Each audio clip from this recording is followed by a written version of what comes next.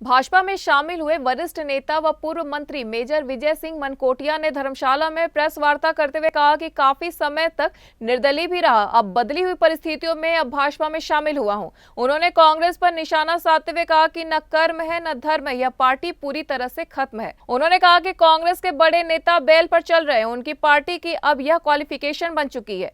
Working अध्यक्ष भी party छोड़ रहे हैं, कांग्रेस में नैतिकता व सिद्धांत खत्म हो चुका है। मेजर ने कहा कि कांग्रेस में टिकटों के लिए भी पैसों का बड़े स्तर पर लेन देन हो रहा है। अध्यक्ष प्रतिभा सिंह, आशा कुमारी, विक्रमादित्य सिंह सहित केंद्र के नेताओं पर गंभीर आरोप लगे हैं। कांग्रेस खुद में ही सीएम बनने के लिए लड़ाई लड़ रही है। सरवीर चौधरी पर लगाए गए आरोपों पर उन्होंने कहा कि मामला हाईकोर्ट में है। सरवीर चौधरी के भाजपा उम्मीदवार होने पर उन्होंने कहा कि वह भाजपा के समर्थन में उतरे हैं। सैनिक लीग के प्रदेशाध्यक्ष के नाते अग्निवीर योजना के बारे में उन्होंने कहा कि वह 3 युद्ध खुद लड़ चुके हैं। ऐसे में सेना को युद्ध के लिए 4 साल में तैयार नहीं किया जा सकता। इसके लिए केंद्र सरकार रक्षा मंत्रालय को लिखा गया है। इसके लिए 7 से 9 साल का समय अति जरूरी है। कांग्रेस और पूर्व सीएम स्वर्गीय वीरभद्र सिंह ने कांगड़ा के साथ भेदभाव किया। जितना विकास होना चाहिए था उतना नहीं हो पाया, साथ ही नेतृत्व भी उभरने नहीं दिया गया। भाजपा में शामिल होने के विषय में उन्होंने कहा कि भाजपा के राष्ट्रीय अध्यक्ष जेपी नड्डा से दिवाली के समय मुलाकात हुई।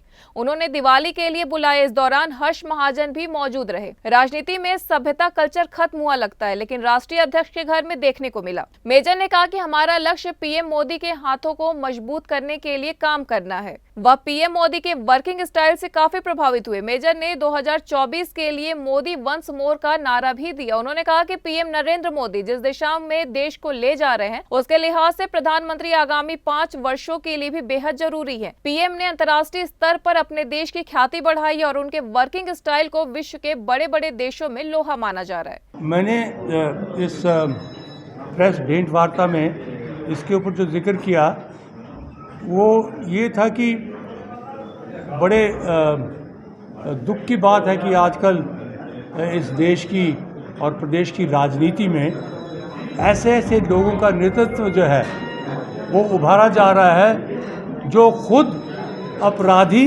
घोषित किए गए हैं, जिनके ऊपर क्रिमिनल केसेस चले हुए हैं और एक मामले में तो सज़ा भी हो चुकी थी 1 साल की। इसके ऊपर मैं आपको बताऊंगा कि कुछ साल पहले छापा पड़ा था। देयर वाज अ रेड 18 स्थानों के ऊपर इनकम टैक्स और ईडी ने शिमला में उस वक्त के मुख्यमंत्री श्री वीरभद्र सिंह जी के ठिकानों के ऊपर 18 ठिकानों के ऊपर छापे मारे, रेड की।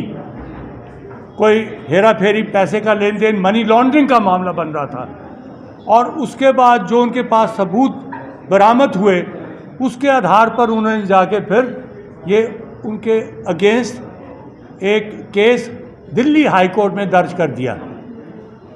The case was filed in the Delhi high court, जो आज भी दिल्ली हाई कोर्ट में चल रहा है। उसमें ये आरोप लगाए गए कि उन्होंने 400 BC की है, फ्रॉड किया है, प्रदेश को नुकसान पहुंचाने की कोशिश की है और जो मनी लॉन्ड्रिंग का मामला था वो भी किया। और उन्होंने जो अपनी गैर कानूनी तरीके से संपत्ति इकट्ठी की है वो मामला भी हाई कोर्ट दिल्ली में दर्ज हुआ। वो केस चला और आखिरकार में जाके आखिर स्टेज में 500 सफ़ों का चार्जशीट उनके विरुद्ध श्री वीरभद्र सिंह जी जो आज स्वर्ग सिधार गए हैं और उनकी धर्मपत्नी प्रतिभा सिंह जो आजकल हिमाचल प्रदेश कांग्रेस प्रदेश की अध्यक्षा हैं और उनके सुपुत्र श्री विक्रमादित्य सिंह जी जो MLA हैं वहाँ शिमला रूरल से और शायद पदाधिकारी भी हैं कांग्रेस पार्टी के, और अन्यों के ऊपर दर्ज किया गया चार्जशीट हुआ है। वो केस वहाँ चला, उसका फैसला भी नहीं हुआ है, पर वो क्रिमिनल केस उनके ऊपर अब जो है वो रिकॉर्डेड है। इसके अलावा आशा कुमारी जो डलहौजी की MLA हैं और AICC की सेक्रेटरी हैं, उनके ऊपर और भी गंभीर आरोप लगे हैं। उनको उन्होंने हेरा फेरी करके न जाने कितने बीघा फॉरेस्ट लैंड जो था, वन भूमि थी, जो हेरा फेरी करके फ्रॉड तरीके से उन्होंने अपने नाम करवा ली। और जो उसमें जो उनके मुजारे दिखाए गए थे, टेनिस दिखाए थे, कईयों को कहा कि ये मर चुके हैं जबकि वो जिंदा थे। वो बीजेपी की सरकार थी शायद उस वक्त, धूमल सरकार की, जो जिसको उन्होंने मृत्यु बताया था, वो अलवर से उसको पकड़ के पुलिस ले आई और बताया कि ये तो जीवित है। तो यहाँ तक इन लोगों ने हेरा फेरी की, बेईमानी की है, सरासर बेईमानी। अगर ऐसे लोगों को आगे ला के कांग्रेस पार्टी ये समझती है कि हम सत्ता में पुनः आएंगे, इनकी अध्यक्षता में, प्रतिभा सिंह की अध्यक्षता में, उनके सुपुत्र विक्रमादित्य की अध्यक्षता में, आशा कुमारी जो खुद भी दावेदार है मुख्यमंत्री बनने की, इनकी अध्यक्षता में अगर ये सोचते हैं तो ये देवभूमि के ऊपर इससे ज़्यादा कलंक बड़ा हो ही नहीं सकता है। ये हमारी जनता को समझना चाहिए। कलंक हैं ये हिमाचल प्रदेश देवभूमि के नाम पर, जिन्होंने ऐसे ऐसे घटिया काम किए हैं, criminal acts of conspiracy, defrauding and money laundering. तो ये मामले जब सामने आए तो हमने कहा कि इन लोगों को तो नकारना चाहिए पब्लिक को। सवाल ही नहीं पैदा है कि इनको आप वोट दे के जिताएं।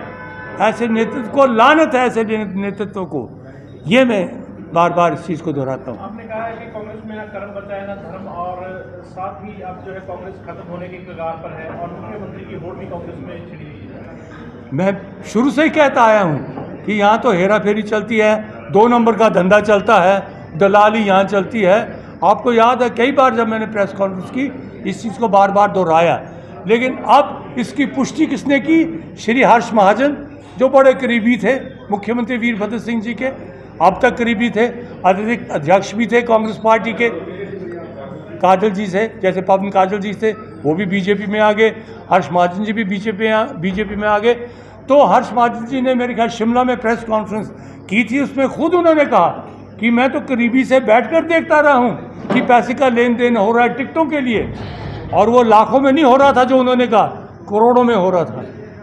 तो ये देखिए, जो जिन लोगों ने टिकट खरीदे हैं अब करोड़ों के, ये अगर कामयाब हो गए, भगवान ना करे ऐसे लोग कामयाब हो, पर आप देखिएगा कि कल्पना कीजिएगा अगर ये कामयाब हो जाते हैं तो इन्होंने तो लूट लेना है हिमाचल प्रदेश में। जैसे महाराष्ट्र में वो क्या कहते थे, अदायगी करते थे, वसूली जैसे महाराष्ट्र में कर रहे थे, और उनके होम मिनिस्टर जेल में है वहाँ देशमुख।